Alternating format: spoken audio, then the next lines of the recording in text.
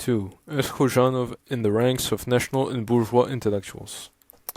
Sultanbek Khojanov's last years of study trace back to the pre-revolutionary years. Taking revolutionary mood of the time into consideration, Sultanbek Khojanov took part in clandestine organizations in 1915 to 1917. A famous telegram sent to the newspaper of Alash Orda Kazakh reveals its essence, where we are ready to take the lead of a strong army. Khojanov 1917, a kind of cry of a young patriot. Undoubtedly, the development of Khojanov's political outlook was influenced by his numerous meetings with such personalities such as Mir Yakub Dulatov and Mustafa Shokai during his years of adolescence, who were among the originators of the Kazakh national movement. In other words, it is before the October Revolution that he had an opportunity to learn about the ideas of the Alash national movement, about the restoration of statehood on the basis of Kazakh autonomy, and later joins this movement as an active protagonist of autonomy in the south. We can see his position in relation to other political forces on the pages of Birlik Tui, the Banner of Unity in Kazakh, which he began to publish together with Mustafa Shokai in August 1917. We believe in the article Are Bolsheviks?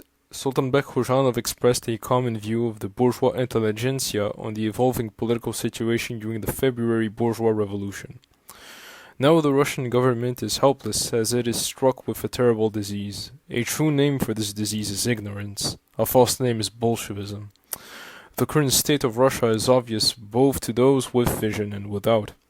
Having gone mad in consequence of the disease, it is drinking its own blood, eating its own flesh. It is no longer the Russia it used to be. All its resources replenished until now. Its culture, everything turns to dust and flows away like water. The Social Democratic Party is a party that appeared in Europe. For the reasons its program was written taking into consideration the lives of the people in Europe. One cannot compare the bourgeoisie and proletariat of Europe with our wealthy people, the owners of thousands of herds and orphan paupers. The draft reforms proposed by it are a folly much like helping a premature baby out. Recently, one of them, named Trotsky, said in his speech, "We are going to carry out these great changes as an experiment in Russia." And indeed, it is their true goal. Knowing that it won't work in Russia, they think, "We'll try at least, we have nothing to lose." That is why the majority, who are not indifferent to the fate of Russia, are against these reforms with all their heart. Khojanov 1918. Against the background of stagnation of the bourgeois government, the rapid growth of political activity of the Bolsheviks worried not only the Western world, but also the entire colonial East. Khojanov's article, Russian Congresses in Turkestan, clearly states his political stance. It is obvious that he supported constructive relationships between the political forces, calling for observance of legitimacy when accomplishing any political actions. While local political forces within legitimacy were looking forward to the Constituent Assembly, the Bolsheviks sought to take power into their own hands. In his articles, the young Sultanbek Khojanov attacked the unscrupulous policy of the Bolsheviks, criticized and condemned them for their chauvinism to indigenous people. The major point of not recognizing the autonomy by the Bolsheviks was that it was apparently not what the poor region needed.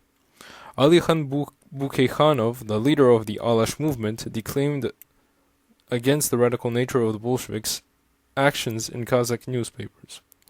After Nikolai abdicated the throne, the only hope and support for people, apart from God, was a constituent assembly, but the Bolsheviks lifting his leg relieved himself on the head of the constituent assembly.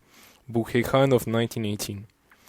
An attempt of the people of Turkestan to revive the national statehood on the basis of democratic principles was completed when the Bolsheviks captured Kokand in February 1918, a stronghold of the Turkestan government. The capture was accompanied by bloodshed of both soldiers and civilians. Birlik Tui, headed by Sultanbek Khojanov, commented on the elimination of Turkestan's autonomy as follows. It, the Soviet government, has recently sprinkled the streets of Kokand with human blood, leveled the old city populated by Muslims, killed thousands of defenseless Muslims, looted all their property not under its usual banner, but under the red one, not with its usual slogan, but under the name of freedom and revolution. Khojanov 1918. Sultanbek Khojanov edited Birlik Tui until April 1918. He was a herald of the independence of Turkestan to the end until the declaration of Turkestan autonomy. After the establishment of the Bolshevik regime, Sultanbek Khojanov, being out of the party, was actively involved in the solution of problems of the region for 3 years. It was at this time when a huge famine, which killed more than 1 million Kazakhs, broke out in Turkestan. Sultanbek Khojanov wrote about this terrible situation in the penultimate issue of Birliktoy. The deplorable state of Kazakhs of the Turkestan region is close to critical. The nation faces a risk of extinction. Streets are flooded by Kazakhs emaciated with hunger. Every other face is swollen from hunger. Wherever I look, there are dead bodies everywhere. At this time, there is neither a possibility nor force to take them away. No one knows how it will end. At this rate, it is uncertain if there will remain any Kazakhs in Turkestan. People's hopes of relief in the near future are disappearing unless God makes a move. No activities are fighting for the life of the dying, and there is no ripened crop. What may lie ahead? Khojanov, 1918. Active in nature, Sultanbek Khojanov did not restrict himself to writing articles appealing to help to the hungry. By agreement with the management board of Birliktoy, the Committee for Famine Relief was organized, which in its turn organized a meal station. Sultanbek Khojanov's desire to help his people to a greater extent in the circumstances concerned induced him to join the ranks of the Communist Party, all the more so because as a member of no party, he often had to deal with the arbitrariness of local party officials. So from the very beginning of his career in the Bolshevik regime, Khojanov was accused of being a Menshevik, counter-revolutionary and nationalist.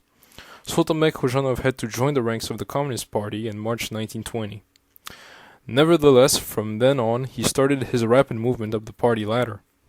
Sultanbek Khojanov's high level of education for those times in view of extreme domestic labor shortages in the country explains his quick ascent in government structures.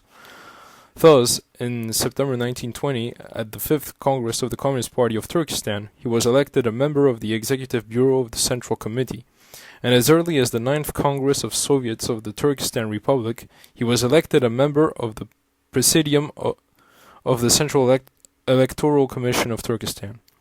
In the government, he successively held the posts of the People's Commissar for Internal Affairs, Education, Agriculture, and Deputy Chairperson of the Central Executive Commission of Turkestan.